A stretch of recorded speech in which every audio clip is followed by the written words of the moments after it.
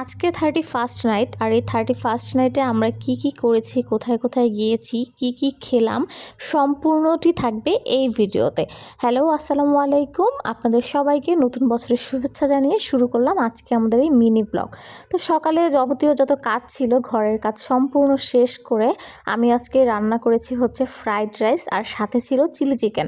তো অনেক আগেই আসলে এটা রান্না করতে চেয়েছিলাম, কিন্তু আমার হাজব্যান্ড বলেছে যে আসো আমরা বছরের শুরুতে খাবো, যেন হচ্ছে গিয়ে পুরা বছর ভালো ভালো খেতে পারি।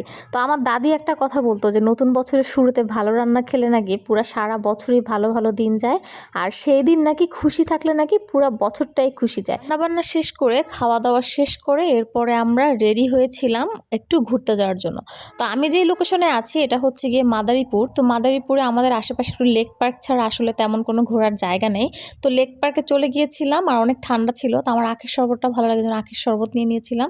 আর আমার হাজব্যান্ড আমাকে নতুন বছরের জন্য এই হাঁড়ি পাতিলটা গিফট করেছে, কারণ আমার ছোট ছোট পাতিল অনেক ভালো লাগে, তো এটা আমাকে গিফট করেছে।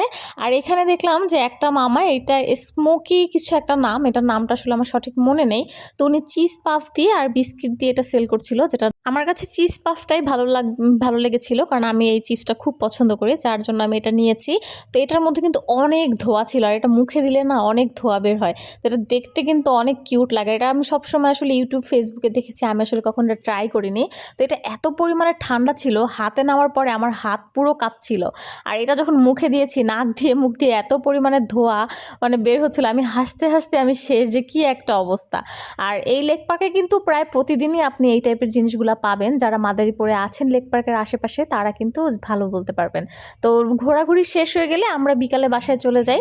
বাসায় যাওয়ার পরে আমাদের ইচ্ছে হয় যে হচ্ছে বারবিকিউ, সেটা কিন্তু করতেই হবে। তো বারবিকিউর জন্য আমরা ছাদে যাইনি, কারণ অনেক ঠান্ডা ছিল, বাতাস ছিল, তো এই ঠান্ডা বাতাসে আসলে ছাদে বসে বারবিকিউ করলে ভালো লাগবে না, যার জন্য আমরা বারান্দায় এরকম একটু লাইটিং করেছিলাম। লাইটিং করে তারপরে আমরা বারান্দাতেই হচ্ছে বারবিকিউর জন্য প্রিপারেশন নিচ্ছিলাম। আমার আবার ঝাড়বাতি খুব ভালো লাগে, যার জন্য আমার যে কোনো প্রোগ্রামই হোক না কেন, ঝাড়বাতি থাকলে আমার কাছে খুব ভালো লাগে। তো আমি, আমার হাজব্যান্ড এখানে কয়লা ভেঙে নিচ্ছিল। তো আজকে আমরা বারবিকিউটা করবো হচ্ছে মাটির টবে। তো যেহেতু আসলে নিচে করা যাবে না, ছাদ হলে দেখা যায় ইট দিয়ে করা যেত, কিন্তু এখানে তার করা যাবে না, টাইলস নষ্ট হয়ে যাবে, এই জন্য আমরা টবে করেছিলাম। আর এই হচ্ছে কি আমার ম্যারিনেশন করা বারবিকিউ চিকেনটা, যেটাকে আমি এখন হচ্ছে বারবিকিউ করতে হবে। তো চিকেন ম্যারিনেশন কিন্তু আগেই করে ফেলেছি, এখন হচ্ছে কয়লা ধরানোর পালা। তো কয়লাটাকে যখন ধরাচ্ছিলাম, ধোয়া দিয়ে ঘর আমার পুরো ভরে গিয়েছিল, তারপরেও একটা শান্তি, যে কত মজা। আর আমরা আসলে পরিবারে আমি আর আমার হাজব্যান্ডই থাকি, আর কেউ নেই, আমরা একটু দূরে থাকি আমার হাজব্যান্ডের পোস্টিংয়ের জন্য, যার জন্য যাই করি না কেন আমরা দুইজন মিলেই করি। আর এমনিতে দূর দেখে হচ্ছে কি আত্মীয় স্বজন যারা আছে তারা একটু কম আসে, কারণ আমার যত আত্মীয় স্বজন আছে সব হচ্ছে কি ঢাকামুখী, বা হচ্ছে অন্য অন্য জায়গা, যেমন চাঁদপুর, বরিশাল ওইদিকে আছে।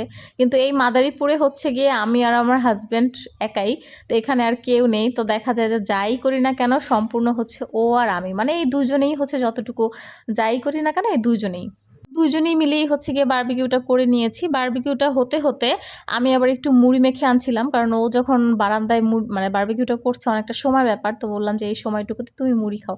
তো এর জন্য ওর জন্য মুড়ি মাখা করে তারপরে কিন্তু বারবিকিউ চিকেনটা যখন হয়ে গিয়েছে, তখন আমি আবার সেই সাথে দুটো পরোটা বানিয়ে নিয়েছিলাম, কারণ চিকেন দিয়ে পরোটা খেতে আমার খুব ভালো লাগে। তো এই যে আমাদের বারবিকিউ চিকেনটা কিন্তু সম্পূর্ণ রেডি, আর এটা কিন্তু যেই ঘ্রাণ বের হয়েছে সেই ঘ্রাণেই কিন্তু পুরো ঘর ভরে গেছে। আর এই যে দেখেন চিকেনটা পুরো রেডি হয়ে গিয়েছে। আর এই যে রেসিপিগুলো আছে শুরু থেকে শেষ পর্যন্ত সবগুলো রেসিপি কিন্তু আপনারা আমার লাড্ডু কিচেনে পেয়ে যাবেন। আর কেমন লেগেছে ব্লগটি অবশ্যই জানাবেন।